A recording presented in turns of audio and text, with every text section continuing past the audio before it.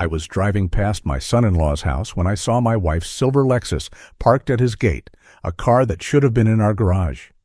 Curious, I crept closer, only to hear them plotting to steal my $18 million estate and brand me as an abuser. They thought I'd stay blind, but they're about to learn otherwise. Before we continue, please subscribe to the channel and tell us where you're listening from in the comments. I sat alone in my living room, the late afternoon light sliding across the oak floors I laid with my own hands back in '95. Old lemon oil and paper filled the air. Through the bay window, the boxwoods I clip every spring and the peonies that never miss Memorial Day stood neat and loyal, the one corner of my life that hasn't lied to me. On the mantel, our wedding photo in a silver frame kept its frozen promise. Margaret in ivory silk, me in a rented tux, both of us smiling like the future owed us interest. I set my phone on the coffee table and pressed play. Her voice drifted out, too familiar, too calm, when the old fool finally signs the papers. Dan answered in that dry courtroom tenor of his, laying out a timeline like he was drawing chalk lines around a body. I paused the recording and looked around at the room I built board by board, the stone fireplace I stacked during the winter of '95, while Margaret brought me cocoa and told me I worked too hard. I tried to find the seam where devotion had ended and theater began. The house gave me no hint. The rug from Santa Fe still held a wine stain from our 20th anniversary. The brass lamp still clicked twice before it took. I breathed in, long and slow, and let the words I had heard settle. The betrayal didn't roar. It crept, steady and patient, like frost, into all the places I had thought were warm. I can count my sacrifices the way I count joists and beams. I paid $60,000 for Brianna's tuition when scholarships came up short, wiring the last $12,000 the week she took an unpaid internship because experience, she said, was worth more than cash. I signed a check for $55,000 to buy Margaret the silver Lexus when she said the old sedan rattled like a shopping cart and made her feel small in the club parking lot. I poured $280,000 into the lake house because she wanted a screened porch. I covered braces, textbooks, the emergency vet bill when the old lab swallowed a box of chocolates. I covered Christmas flights when Brianna lived on the coast on a counselor's salary. I worked through the flu on a school remodel, so payroll met without drama. When a client delayed payment in 2011, I took a second mortgage rather than let a foreman miss a Friday. I told myself that was what a husband, what a father does. You build the scaffolding so the people you love can climb. Those numbers weren't just expenses, they were promises, signed in my hand. Now, looking at the Lexus key fob on the entry table and the travel album from the lake tucked into the bookcase, I felt those promises laid out like receipts on a counter, and I could hear Margaret and Dan sorting them, deciding which ones to cash. Numbers tell a straighter story than people. Cole Construction, on conservative estimates, is worth $12 million. Every excavator and skid steer is paid off. We have 3 municipal jobs in progress, 2 school bids pending, and a reputation you can't put on a balance sheet that somehow still counts at the bank. 4 rental houses, net steady income, after taxes, roofs, and the inevitable water heater that dies on Thanksgiving. The lake place sits on a point that makes realtors purr, and the investment accounts sit near $5 million, municipal bonds, index funds, a handful of blue chips I've held since the '90s, because patience is the cheapest skill I own. The house I'm sitting in appraises at just under $900,000, but to me it is measured in winters endured and summers repaired. Oak stair treads scarred by boots and little girl tap shoes. A nick in the banister where I misjudged a 2x4 in '98. Everything I built was meant to last, including the life inside these walls.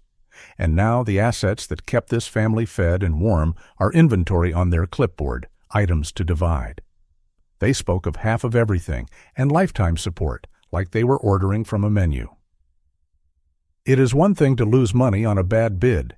It is another thing to be itemized by people who used to call you Dad and Darling. Once we were the photograph you'd tape to a refrigerator and call blessed. On our Alaska cruise for our 10th, Margaret's cheeks turned apple red in the wind while I held her at the rail as whales shouldered up through gray water. She said the sound of their breath felt holy. Christmas mornings, garlanded because mismatched bows looked lazy, and I didn't argue because the house looked like a postcard, and Brianna laughed until she cried when the dog stole a stocking. We hosted barbecues where neighbors praised Margaret's centerpiece, and I flipped burgers to her countdowns and camera angles. The night Brianna graduated, Margaret wept and told me I was the best father she knew. I believed her. I believed the way she squeezed my arm when the bank approved the office expansion, the way she texted me confetti when the Morrison Municipal Center contract landed, $50 million over 3 years, the kind of job that makes a small company feel 10 feet tall. Somewhere after that, generosity turned into entitlement. Country club dues became non-negotiable. The cabin became shabby next to someone's place in Aspen. My questions about spending became signs of stinginess. Looking back, I can see the rehearsals in her tone, the small edits to our story. Not we did this, but I deserve that. The past didn't vanish. It just tilted, and I didn't notice until water slid off the table into my lap. Shock emptied me, and then something heavier poured in. I let the ache spend itself and waited for a steadier hand to arrive. I thought about Dan's neat haircut and the way he says with respect before he bulldozes you. I thought about Margaret's gentle corrections when I asked about a charge, "Your memory isn't what it was, dear," and how often I let that stand because love means letting small things go. They were so certain I would be predictable, kind, distracted, proud enough to guard dignity, and too proud to snoop. Their confidence is a lever I can move. My father used to tell me in his workshop, when a board doesn't fit, don't curse the wood, change the cut. Give me a little guidance here, Dad, I whispered toward the ceiling, to the old man who taught me plumb from level. The room felt empty, but the advice remained. I began to list what I knew and what I could prove. I replayed the recording and marked the minutes where Dan outlined dates and statutes. I wrote down the phrase, "the old fool," and beside it, the cost of our wedding and the hours I spent painting this very room so we could start married life in a place that looked cared for. I wasn't just hurt anymore. I was interested, and interest, for a builder, means measuring twice. I could feel the shift inside my chest, something like a foot, curing overnight, stronger by morning. Feeling steadier, I unlocked the fireproof box in the hall closet and carried it to my desk. Inside lay the papers that mark a life: our marriage certificate, the deed to this house, titles to the trucks, the operating agreement for coal construction, the insurance binder with my block printing on every tab, copies of the rental leases, tax returns as thick as a phone book. I set the deed under the lamp and traced the embossed seal with a calloused thumb. In the kitchen, I paused by the island, touching the small dent left by the Thanksgiving turkey I dropped in 2009. On the back porch, I ran a finger across the scorch mark from the time the grill flared when Brianna bumped the knob. These weren't just accidents. They were proof of a life used hard and honestly.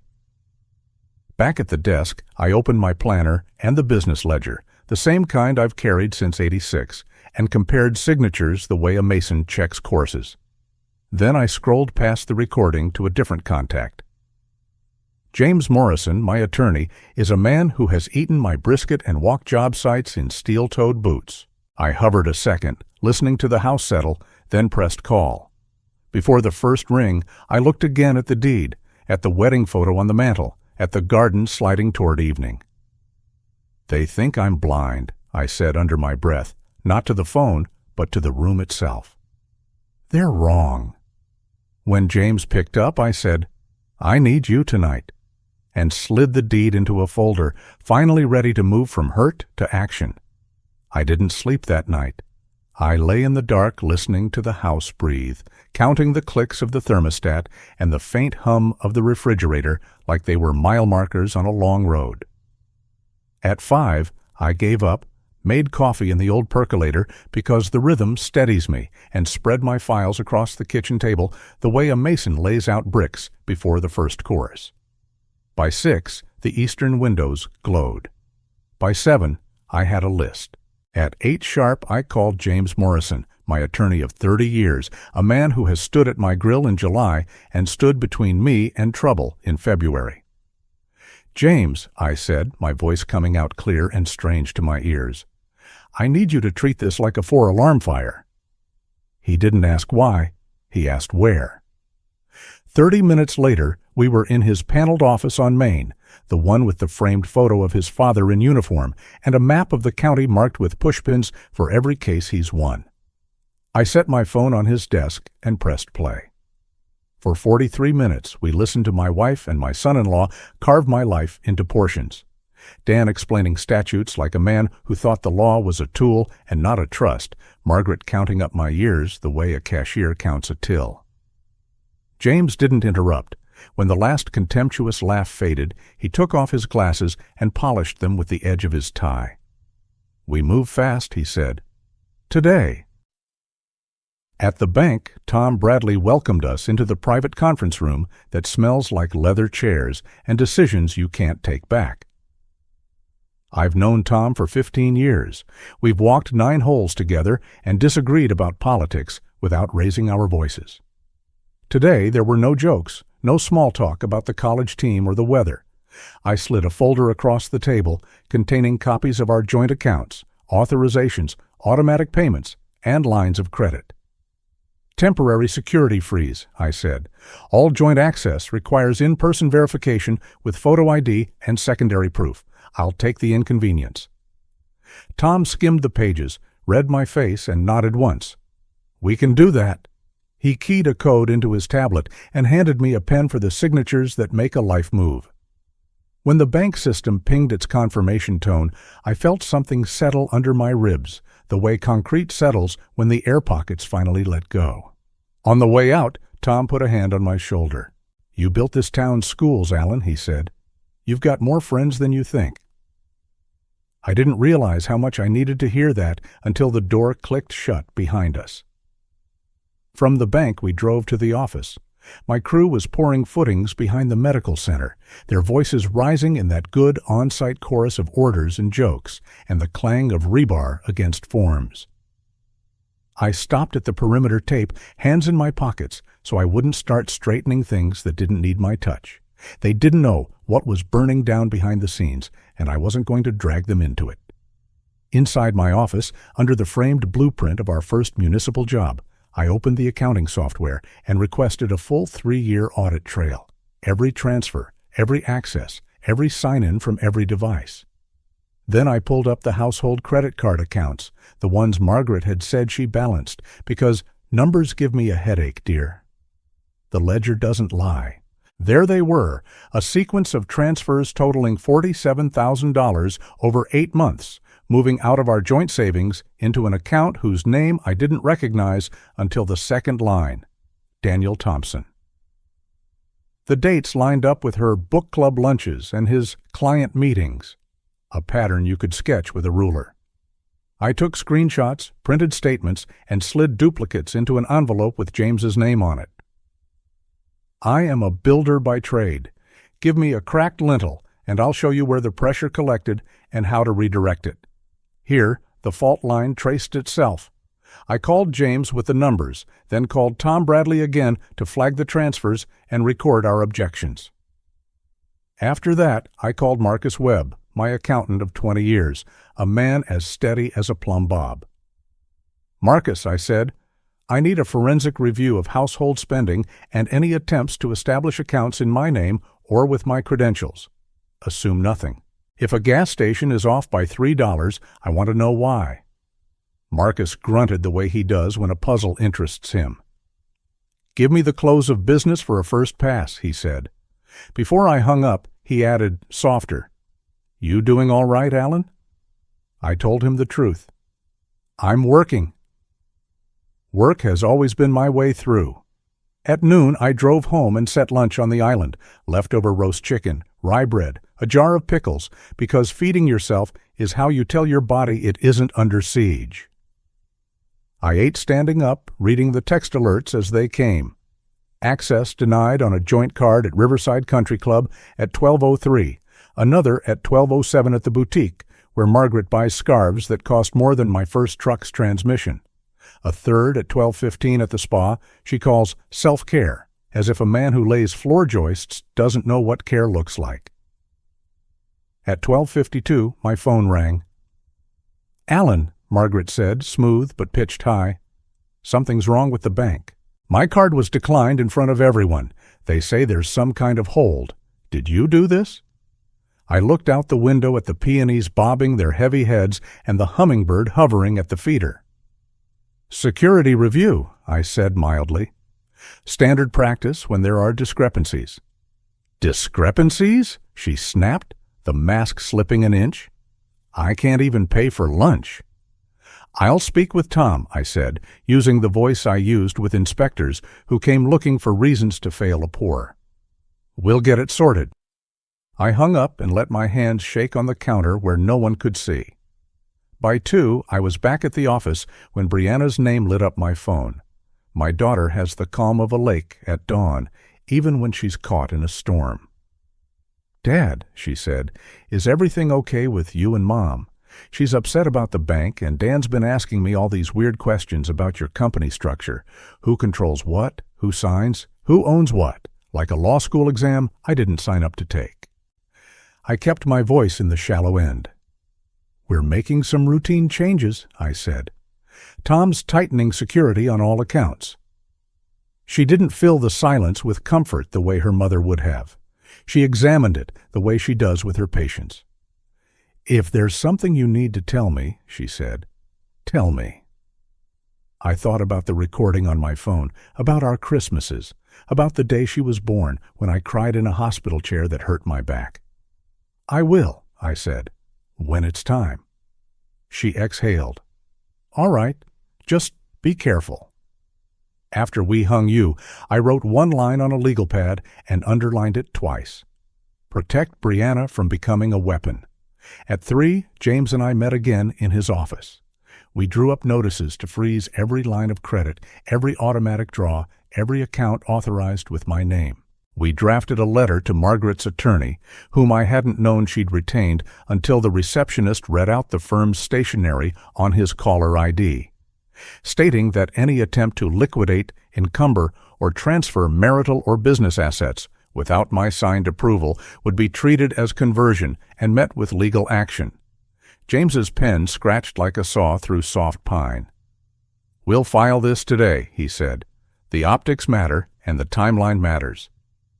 "Optics," I repeated, tasting the word as if it might break my teeth. He set the pen down. "They'll try to paint you as controlling. We are not going to lose the narrative." I nodded.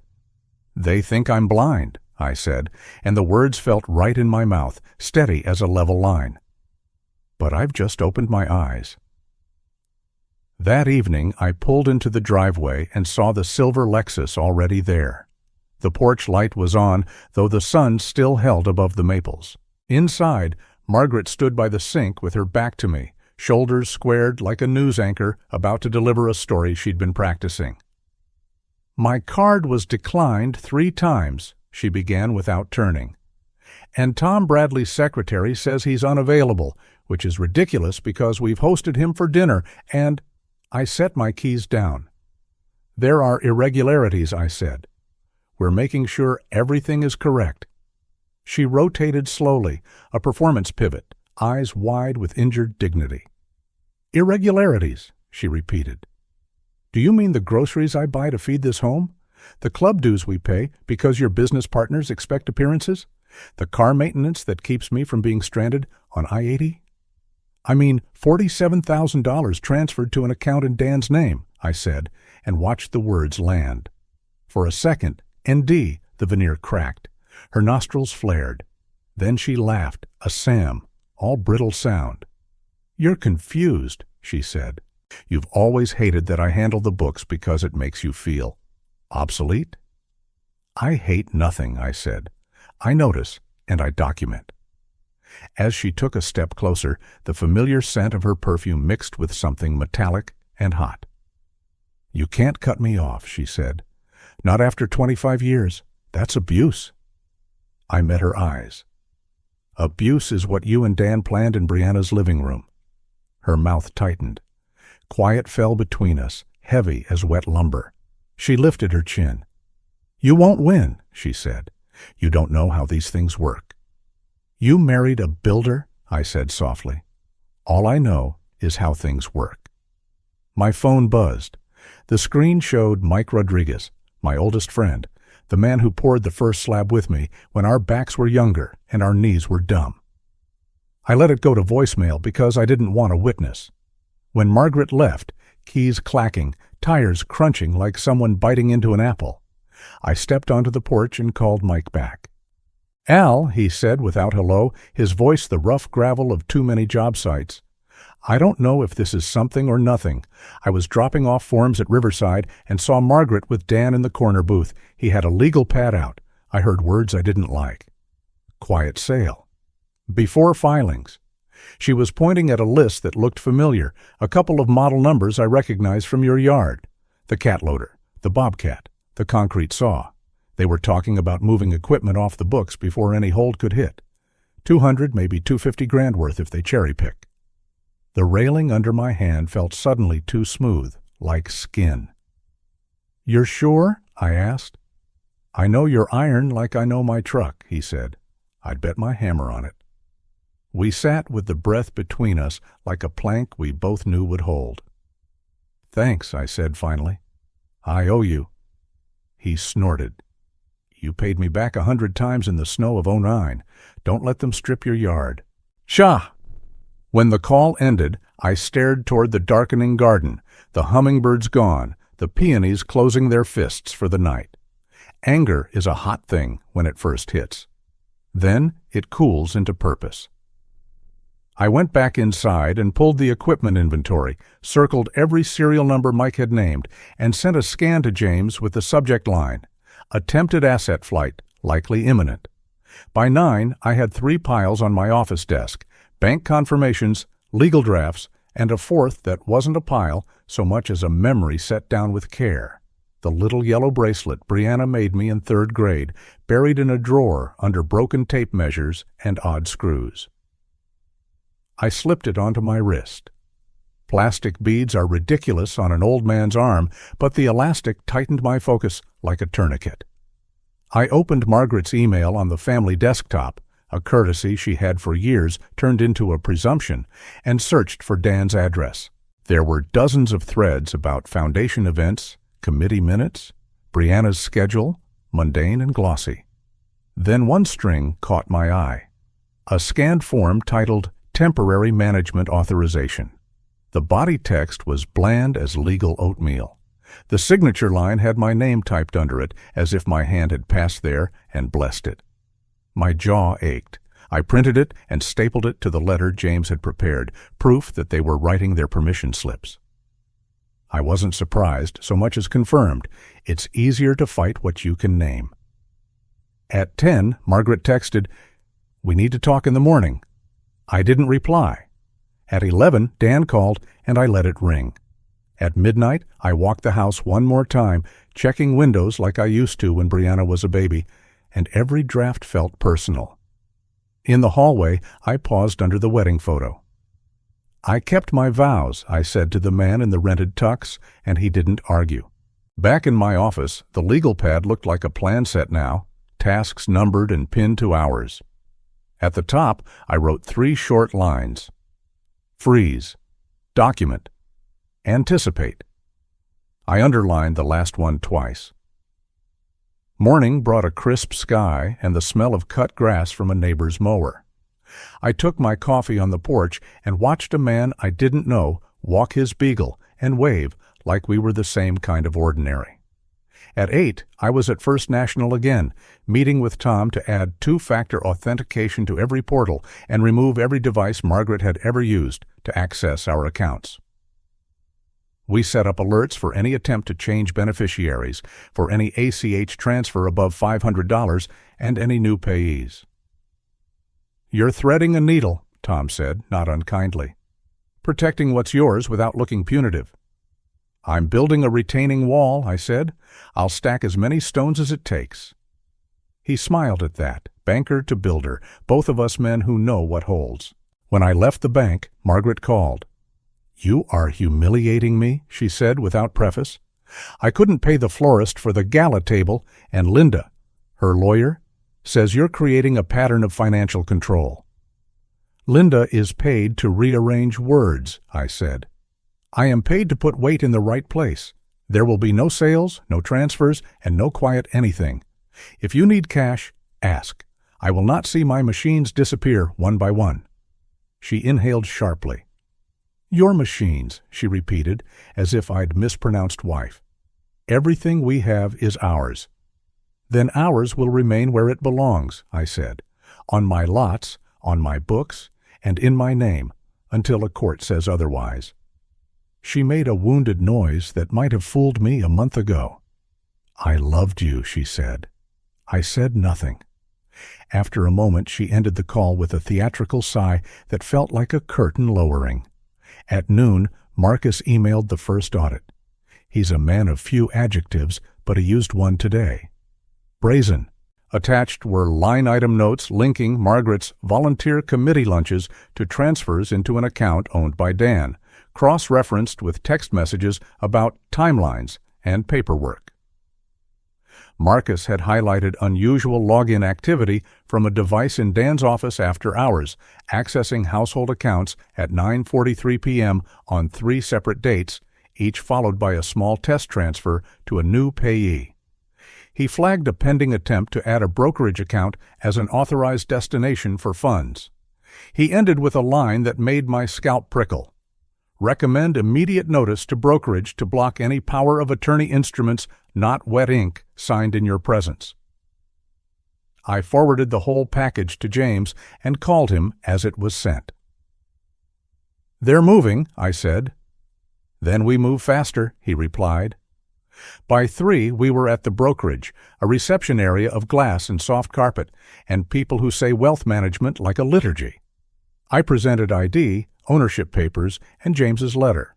The manager, a woman in a navy suit who has seen every flavor of family storm, took us into a small conference room and brought up my accounts. "There was an online attempt yesterday," she said, "to upload a scanned authorization. The signature looked light." "Block everything," James said. "Require in-person notarization by this office only, with Mr. Cole present." The manager nodded. "Consider it done." She printed a confirmation, and I put it in my folder. Paper makes things real. Driving back to the office, my phone buzzed with a text from Mike. Saw Dan leaving the equipment yard behind the mill. He was walking the fence like a man checking locks. A beat later, another text from an unknown number. "You don't know me, but you want to. Check your email." At a red light, I glanced at my inbox and saw it. A message with no subject from a burner address with a single line. "You need to see this," above a link to a cloud folder. I didn't touch links from strangers, not with everything at stake. I forwarded it to Marcus, who called 2 minutes later. "It's clean," he said, "and it's not nothing." "What is it?" I asked. He hesitated, a first for him. "Video," he said, "from a parking lot camera at Riverside. Your wife and Mr. Thompson signing papers on the trunk of a Lexus. The file name suggests temporary management authorization. The timestamp matches your bank alerts." I pulled to the curb, put the truck in park, and closed my eyes for a second. The blood that had been simmering all day flared, then leveled into a steady burn. "Send it to James," I said. "Done," he replied. "And Alan?" "Yeah?" "You're not crazy. You're careful." When the call ended, I stared at the steering wheel, at the nick in the leather from the time I carried lumber without thinking, and felt the last of the fog lift. If you are still watching this video and find these lessons useful, please comment 1 below to let me know that you are still here with me. Back at my office, I cued the videos but didn't press play. I knew I would need to watch them in a room where the lights could be dimmed and the volume could be made to carry. I printed still frames instead, Margaret's hand holding a pen, Dan's face tilted down, concentrated and smug, the edge of a manila envelope, the cut of a signature you could overlay on 100 checks of mine and see where someone had traced me like a template. I slipped the prints into a clear sleeve, then sat very still and listened to the building. Somewhere down the hall, the copier whirred. Outside, a truck backed up, the steady beep a metronome for men who still trust time to do what it's supposed to. I looked at the legal pad, at the line I'd written. Freeze, document, anticipate. I drew a fourth box and printed one more word. Expose. At dusk, I drove home by the long way, past the school I renovated in 2002, the library where Brianna used to curl up in the children's alcove on summer afternoons, the church where we took the holiday photo Margaret insisted on, and even the year the flu got all of us. I pulled into the driveway and sat with the engine ticking as it cooled. In the living room, the brass lamp clicked twice, then glowed. I poured a glass of water and stood at the window. My reflection looked like a man older than 65, or maybe just like a man who had finally taken his hands off the past. The phone rang. I answered on the first buzz. "Alan," Marcus said, his voice tight with a satisfaction I recognized from good days on a site. "We found something you'll want to see." At dawn, I brewed coffee in the dented percolator and spread the red folder on my kitchen table like a carpenter laying out tools. The house was quiet in the way old houses are when they're honest. No music, no staged brightness, just joists ticking as they settled, and a faint hum from the refrigerator I installed in '09. I called James Morrison at 7 a.m. and told him I had video to match the audio. He didn't ask what. He said, "Bring everything." By 8, we were in Tom Bradley's office at First National. I slid a packet across the desk, copies of every joint account, every line of credit, every automatic draft. "Temporary security holds on all joint access," I said, "and in-person verification for any change, with photo ID and secondary proof." Tom scanned the pages, glanced at my face, and nodded once. "We'll require two-factor on every portal and strip every device that isn't yours," he said. His tablet chimed as he keyed the orders. He printed confirmations and slid them over with a steady hand. "This will inconvenience everyone," he added, "which is the point." I signed where he tabbed and felt something settle under my ribs the way concrete settles after you tamp the air pockets out. On the sidewalk, my phone buzzed. Marcus, my accountant of 20 years, had followed the digital footprints. "We traced last night's upload," he said. "A scanned authorization attempting to grant portfolio management. Signature looks traced, originating from Thompson & Associates at 9:43 p.m. For a moment, I watched my breath in the cool morning air. "Send me everything," I said, "and send it to James." By 9:30, I was in James's paneled office on Main, the walnut shelves built by a man I trained 2 decades ago. James studied the still frames without commentary, then the metadata, then my notes. "We'll get on the docket today," he said. He drafted while I watched, paragraphs stacking like courses. A verified motion to deny their emergency petition, a request for a temporary restraining order prohibiting any sale, transfer, encumbrance, or disposal of marital or business assets, and a referral request to the county attorney and the state bar. "We'll be ready for their narrative," he said. "You stick to facts." I handed him the audio file and the printouts, then the stills from the parking lot camera. In the top one, Margaret's hand hovered over the trunk of her Lexus, a pen poised like a scalpel. "That will do," James said quietly. Before court, we stopped at the brokerage. The branch manager led us into a glass-walled conference room. James spoke first. "We now have video evidence of an attempted fraudulent authorization concerning a $1.2 million portfolio." The manager didn't flinch. "We'll require in-person notarization here, Mr. Cole, physically present. We're placing a fraud alert on your file with stills attached, so any employee who opens it knows the context. Online changes are blocked. Any attempt to add a payee triggers a call to me." She printed the protocol. Paper makes things real. I signed and thanked her, and she looked me in the eyes in a way people do when their job is guarding other people's tomorrows. The courthouse sits where it has for 100 years. Red brick, white columns, a stubborn clock. Margaret sat at the petitioner's table in a navy dress I had bought last spring, fingers laced so tight the knuckles went white. Dan occupied his space the way attorneys do when they think the room belongs to them. Smooth suit, smoother stare. Their lawyer, Linda Hawthorne, stacked papers and set her expression to an injured poise.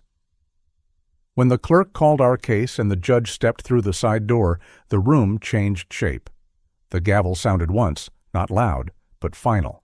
The judge entered, a woman with iron-gray hair pinned into a no-nonsense bun and eyes that could find the soft spot in any story. The clerk called the case.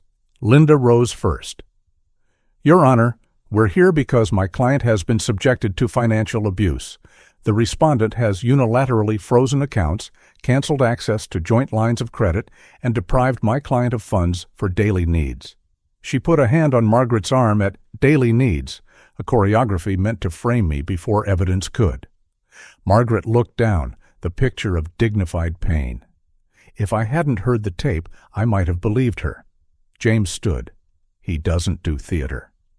Your Honor, after discovering a coordinated effort to divert marital and business assets, including a forged authorization for a $1.2 million portfolio, my client implemented ordinary security measures. We have 43 minutes of audio in which the petitioner and her son-in-law describe the timeline, method, and motive for that effort. We also have video stills from a parking lot camera showing the petitioner and Mr. Thompson signing documents purporting to transfer management without Mr. Cole's consent. We ask the court to consider the evidence before entertaining rhetoric. The judge tapped her pen once on the bench. I am not interested in adjectives, she said. I am interested in proof. Mr. Morrison, can you show me something I can see and hear? James handed the clerk 2 exhibit binders and connected his phone to a small speaker. He pressed play. My living room filled the courthouse. We listened to Dan's lawyerly voice count assets. File in June. Claim irreconcilable differences. With new statutes, she's entitled to half of everything acquired during marriage, plus lifetime support. We listened to Margaret laugh softly and say, "The man believes I love him." Even knowing the line would come, it hit sharp and cold. The mic picked up the rustle of a manila folder and the sweep of a hand across paper.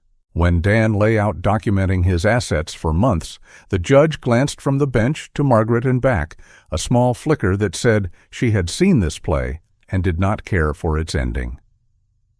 Stop there, the judge said at the 20-minute mark. Let's see the video.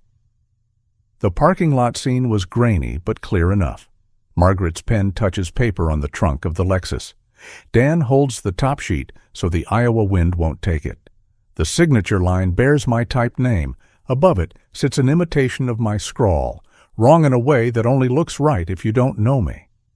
The mic near the side door catches Dan's voice. This gives us limited discretion so we can shelter assets before the petition. The judge leaned forward and studied the still frame the way a mason studies a crack. James made the ask the way a builder chalks a straight line.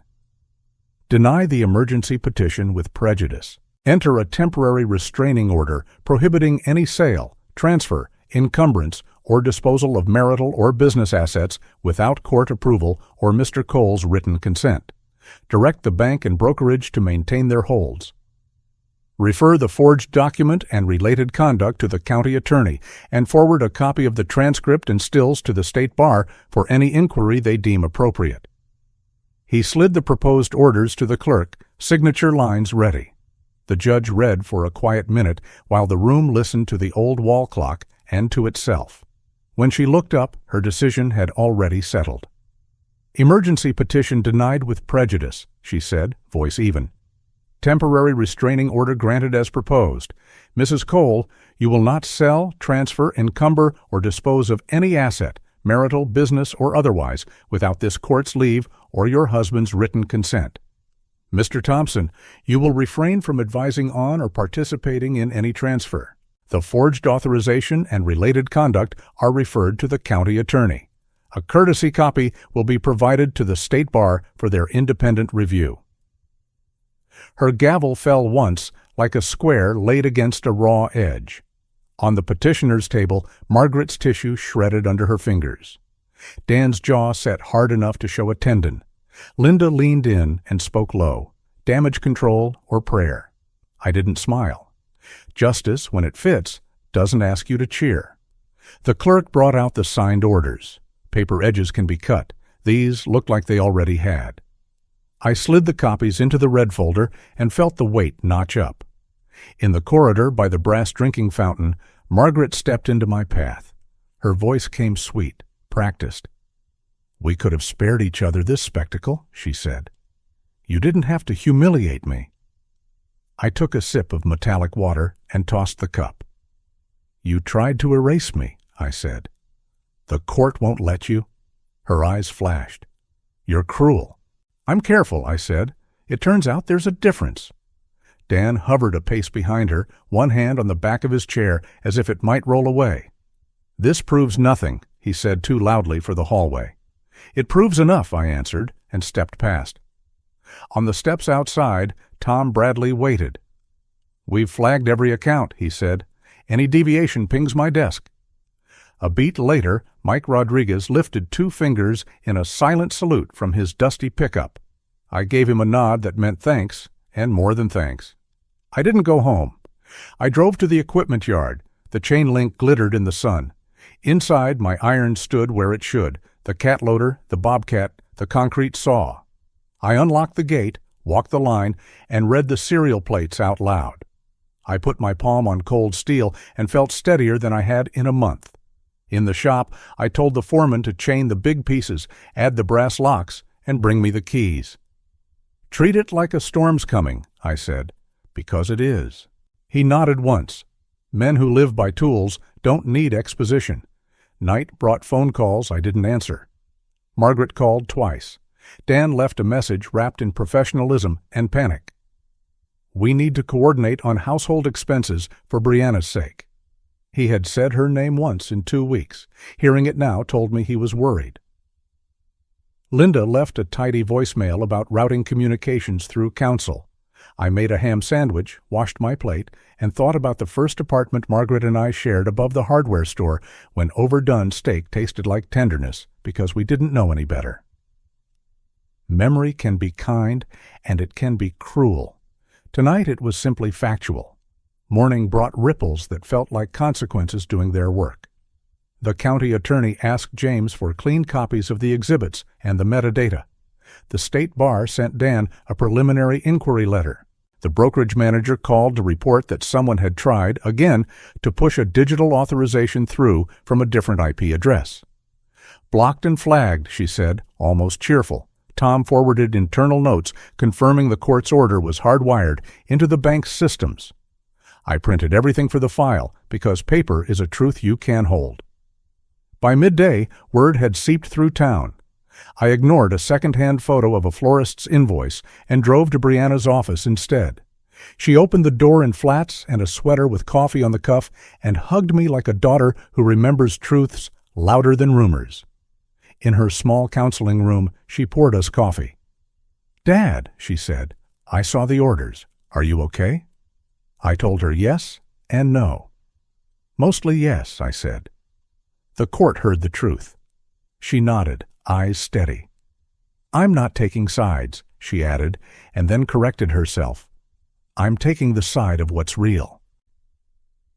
We didn't fix anything in that moment because some things aren't fixable, but we agreed to tell each other the truth first, not last. When I left, she squeezed my hand the way she did when she was 5, and we crossed a street. The afternoon was practical. James had me sign affidavits attesting to my signature and pointing out where the imitation missed, how my R hooks at the top, how my L leans like a man resting, how the forger pressed too hard at the end as if effort could pass for authenticity. Marcus delivered a thumb drive with logs and a spreadsheet color-coded like a stoplight. Green for normal, yellow for odd, red for wrong. We agreed on a 2-week status conference so the court could monitor compliance. I wrote a list for those 14 days. Appraise every asset, update insurance riders, photograph serial numbers, inventory tools down to the last nail gun, take fresh pictures of the rentals, and have sworn statements from my crew about who holds what keys. Overkill, James called it. Comfort, I answered. At dusk, I went home. The house smelled like dust and lemon oil, not perfume. I stood in front of the stone fireplace I stacked during the winter of '95 and felt the good ache of work done right. I took the red folder from my bag and laid it on the desk. The block letters, evidence, audio plus video, looked almost gentle now, like a promise kept rather than a threat made.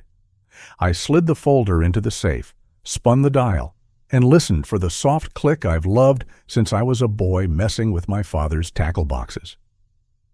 Then I sat on the porch and watched the light drain from the maples. Evening came on with crickets and the watery sound of sprinklers. The maples whispered. A kid on a bike rolled over the same sidewalk seams I patched 15 summers ago. My phone buzzed on the railing. James, county attorney, acknowledged receipt. They'll be in touch. Marcus, brokerage added in-person only flags across all accounts. Tom, back office trained on the order. Any deviation will throw alerts. I set the phone face down and breathed air that smelled like cut grass and charcoal.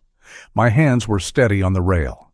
I don't know whether tomorrow brings subpoenas or silence. I know what I will bring. An open ledger, a list to check, a spine lined up by a gavel I didn't swing.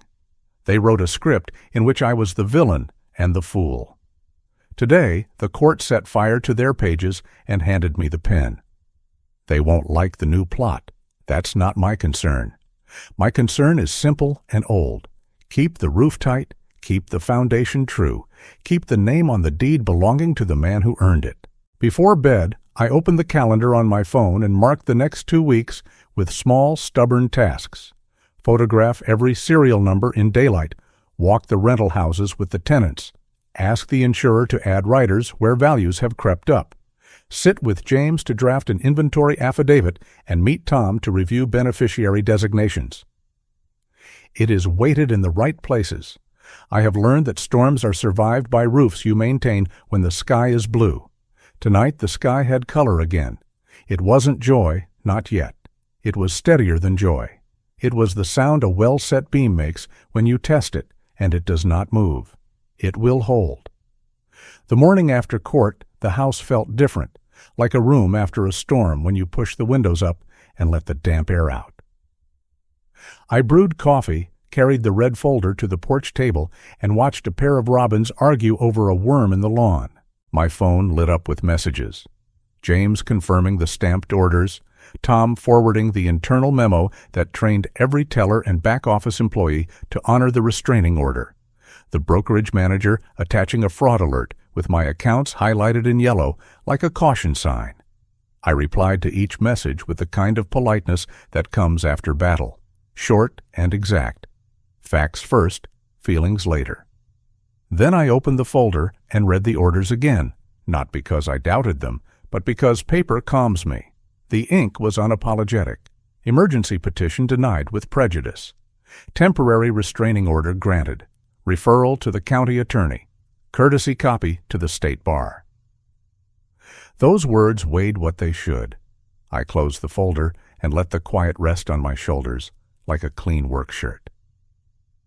By noon, I drove to the yard to do the kind of work that makes a man feel like himself. We updated the equipment inventory down to the last nail gun, photographed serial plates in daylight, and locked the chain on the cat loader with a new brass lock whose key bit and turned like a promise.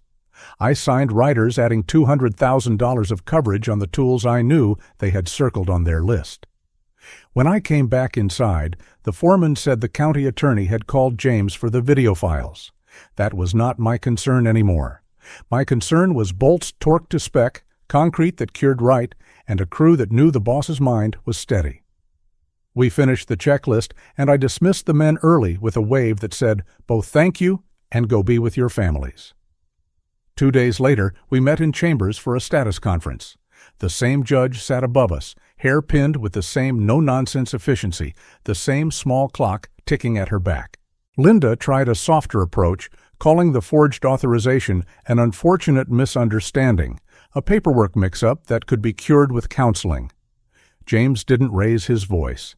He handed up a supplemental exhibit showing metadata, timestamps, and the matching angle of a pen stroke that wasn't my hand. The judge read without blinking, signed the continuation of the order, and set another review for 2 weeks. Outside in the hall, Margaret's heels hesitated on the tile like a dancer who had missed a count. Dan stared at a spot above my shoulder as if there were a script on the wall. I walked past both of them with the red folder tucked under my arm, the weight of it familiar now, not heavy, just present. The town read the temperature the way it always does. People didn't take sides out loud, they simply adjusted. At the club, Margaret discovered the polite distance of people who fear being quoted. Dan found doors closed at the firms he used to swagger past, and his waiting room thinned. The state bar's letter became an inquiry, then an investigation, then a calendar entry for a hearing. James asked if I wanted to attend. I said no. I had spent weeks learning to distinguish curiosity from what mattered. What mattered was the roof over my head, the name on my deeds, the payroll met on Fridays, facts stacked like blocks. Let the bar do its work. I had my own. On a bright Friday, I drove to the lake place with Mike. The morning smelled like pine and damp rope. We walked the deck and talked like we always did, in sentences that ran alongside silence without competing with it. I had thought I might sell the cottage out of anger, but resentment is a poor realtor. The place had carried family laughter long before this season, and it wasn't the house's fault that a woman turned a porch into a ledger entry. Still, I didn't need 2 roofs. We met a local agent. She ran comps, pointed to numbers, and said we could expect $710,000 to $730,000 if we patched the south steps and stained the dock. I nodded. We did both repairs that afternoon. 2 weeks later, a couple from Cedar Rapids signed for $710,000 even. I watched the ink dry and felt nothing but the lightness that comes when you carry only what you need. The settlement talks came the way slow weather does, all pressure and measurement and a feeling in your knees. Margaret fired Linda and hired a second attorney who arrived hot and left cooler after James laid out our exhibits like a brick path anyone could follow. In the end, the law wasn't complicated. We had a prenuptial agreement, my younger self insisted on, at a card table in a rented duplex. We had records, and we had a court that had heard the tape. Margaret's bid for lifetime support fell apart under the math and the misconduct. She received the furniture she loved, the jewelry she guarded more than conversations, and a clean car title. The court affirmed my sole ownership of the company, the rentals, and the house. The investment accounts remained where they belonged. The order read, in language that sounded almost gentle because of its certainty, that any attempt to alienate or encumber assets without court approval would be contempt. I signed and watched the clerk stamp reality onto paper. The day the final orders arrived, a thunderstorm rolled through right on time. I stood in the doorway and watched the rain pelt the boxwoods and streak the flagstones. The house held. Water ran where it should. The sump clicked on with that faithful dog sound and pushed the flood away. I poured a splash of good bourbon, the kind you save for weddings and victories, and let it warm my chest. It wasn't triumph that filled me. It was relief, the kind that makes your hands go soft and your jaw unclench. I whispered into the empty room. Not a prayer exactly, but a thank you to every lesson that had kept the joists straight. Then I washed the glass and set it upside down to dry. I sleep better when dishes are done. 2 weeks later, the state bar held Dan's hearing. I didn't attend, but news travels. The panel found mishandling of client funds and a pattern that looked less like sloppiness and more like using a trust account as a bridge loan for a lifestyle. A suspension came first, then a longer one after he failed to produce paperwork that would have softened the blow. A man who once ordered a 12-year scotch now drank whatever was on sale and learned the price of quiet phones. I didn't rejoice. I also didn't look away. Consequences are part of the same structure as mercy. Both keep a beam from bowing. He learned what it costs when trust runs dry and how silence lingers afterward. Margaret tried to pivot. She started appearing at charity lunches with a careful new humility, then at the grocery on Thursdays, learning prices she used to treat like trivia. She emailed me an apology without the word sorry, the kind that talks around what it won't name. I didn't reply. When we crossed paths at the hardware store in September, both of us reaching for the same roll of blue painter's tape, she gave me a smile I had seen when she wanted something. "We could have handled this privately," she said. "We tried," I answered. "You invited an audience." She blinked at that, as if the courtroom had been a television we could switch off. I stepped aside to let her pass. Courtesy costs little and pays back more than interest. With the lake place sold, I took stock of how much house I needed. The big oak staircase and the rooms I once believed would be filled with grandkids had their gravity, but weight isn't always a burden. I loved this place, and the work inside it had been honest. I decided to stay, not out of stubbornness, but because a man should keep what he has nailed into place with decades of mornings. I hired a painter to freshen the trim, replaced the old brass lamp that clicked twice before it lit, and planted 2 young maples along the strip.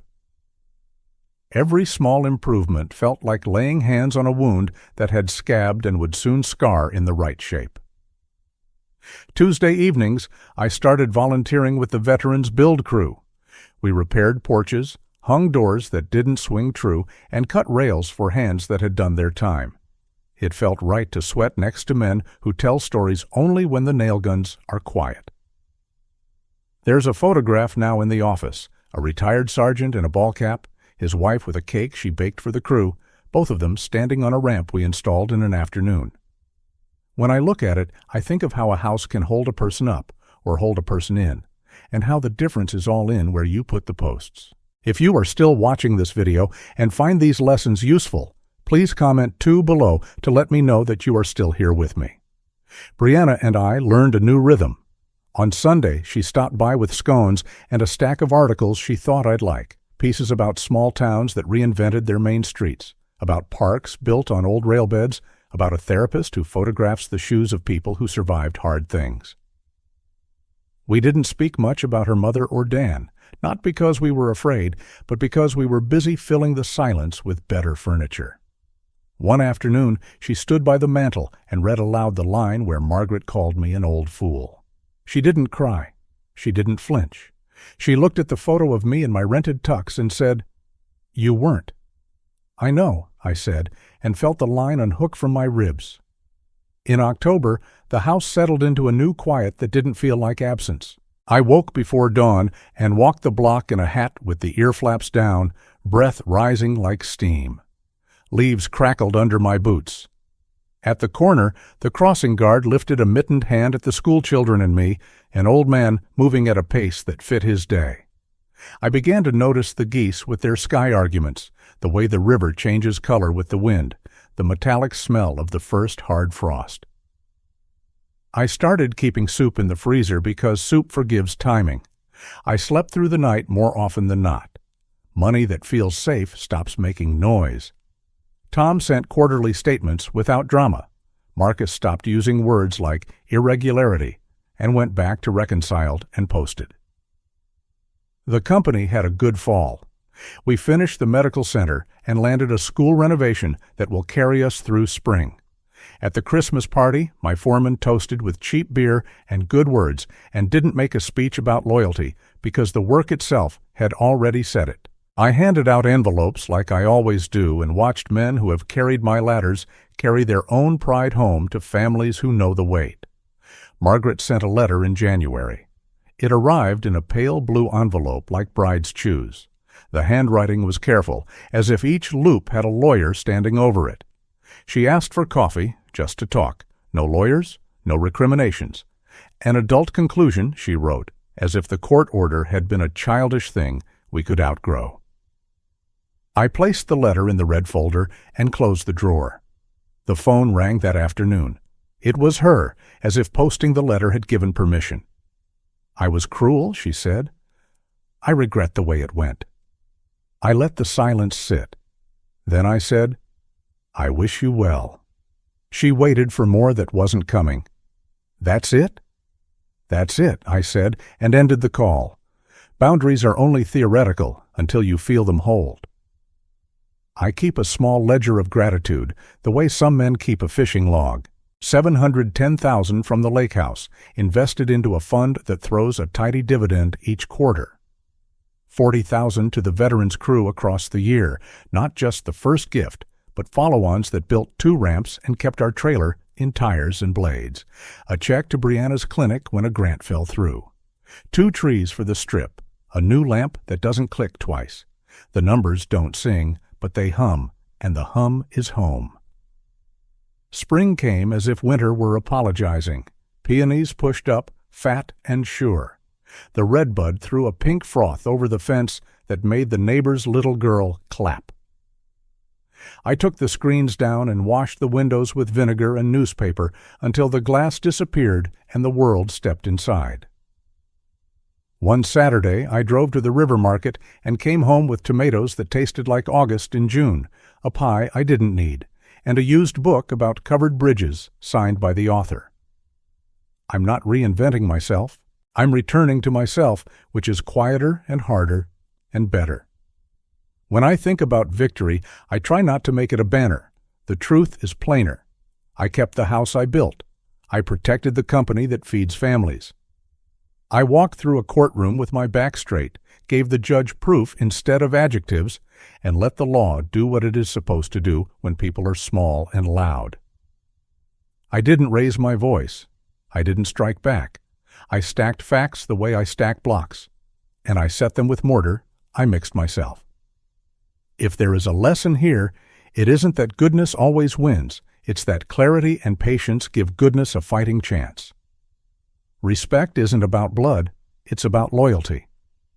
A family without truth is just a crowd. I used to think forgiveness meant letting people back in. Now I think forgiveness is leaving the door unlocked for decency and bolting it against harm. I won't pretend there aren't scars. I still flinch when I see a silver Lexus. I still feel a pinch when a woman in line wears a perfume that shares a note with Margaret's. But scars prove healing has happened. They aren't open wounds. They are records and warnings, both. When the phone rings late, I let it go to voicemail. When a document needs signing, I read it twice and then once more, and I don't apologize for asking the banker to show me where the signature will live. No one at the bank minds. They've learned too. This morning, I took the old bracelet Brianna made me from the desk drawer and slipped it on. The elastic is tired, but it holds. I brewed coffee, opened the front windows to a mild day, and sat at the table with the red folder.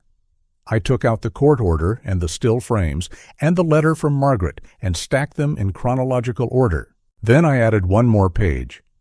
A printout of the volunteer schedule for the next 3 months, and a blueprint for a small pavilion our crew will raise at the park, a shelter for shade and birthday cakes and tired feet on summer evenings. I slid the stack back into the folder and felt how different its weight was from the first day I carried it. Less like a weapon, more like a record of steady hands. I don't need them anymore, I said into the bright quiet, testing the truth the way you press a board with your foot to see if it will flex. I have my life. The words didn't echo. They didn't need to. They settled like a beam on a pier, square and sure. I grabbed my hat and stepped onto the porch. The maples were leafing out. The redbud had scattered pink on the grass like confetti from a small parade. Somewhere down the block, a hammer knocked in an even rhythm, a neighbor fixing what winter had loosened. I headed that way because helping is a habit, and because Chapter 6 of any good life begins with a simple knock on a rail and the quiet confidence that the span will hold.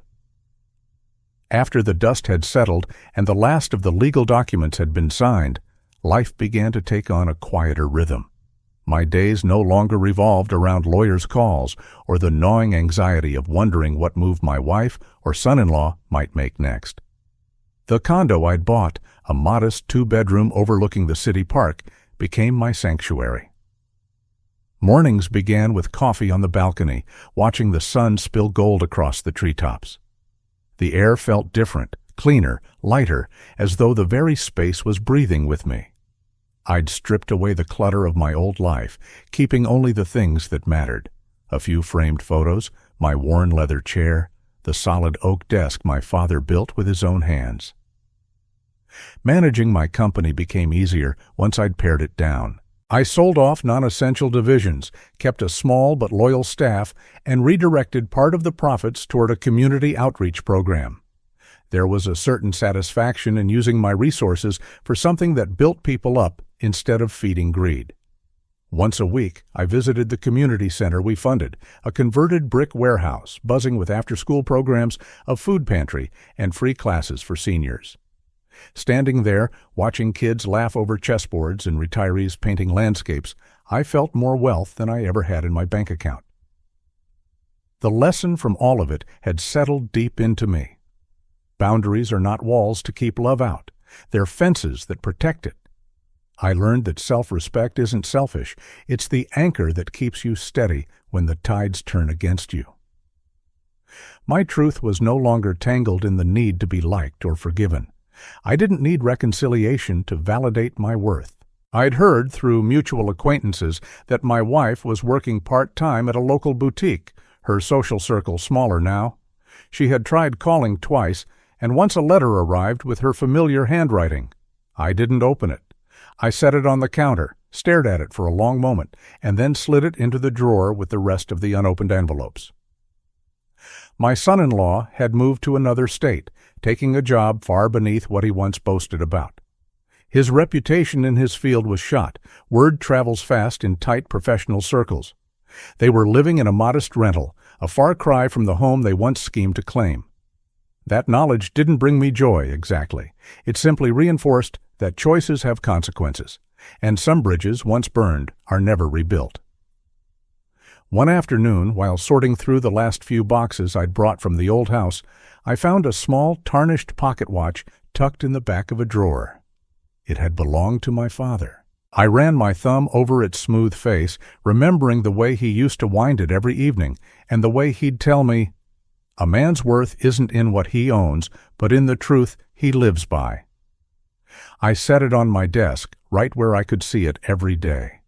That little timepiece wasn't just a relic, it was a reminder that integrity had carried me through the storm, and it would carry me through whatever came next. My days were full in the simplest ways. Mornings at the park, afternoons reading on the balcony, evenings sharing dinner with friends from the community program. I did not need to glance over my shoulder or decode hidden motives in the words of people close to me. The silence in my home was no longer heavy. It was peaceful. Once, a mutual friend asked if I'd ever consider talking to my wife again. I smiled faintly and shook my head. "I don't need their apology," I said. "I have my life now." And it was the truth. Every decision, every quiet hour in this new chapter was mine. No compromises, no pretending. That night, I stepped out onto the balcony. The park spread before me in shades of deep green under the fading light. Children's laughter carried from somewhere beyond the trees. A cool breeze swept through, ruffling my hair, and for the first time in years, I felt entirely at home, not in a place, but in myself. Every day now belonged to me. No more lies, no more performances, just the truth and the peace I'd built with my own hands. Tomorrow, I will visit the community center again. Maybe I'd finally join the woodshop class or plant something in the garden out back. I didn't know exactly what the future would hold, but I knew this. I had chosen the right path, and I would keep walking it. Some stories end in forgiveness, others in justice, but mine ended here, in freedom, and that was enough. The story has come to an end. I hope it has brought you valuable lessons and insights. If you enjoyed this content, please like, share, and subscribe to the channel so you won't miss the next video. Goodbye, and see you again.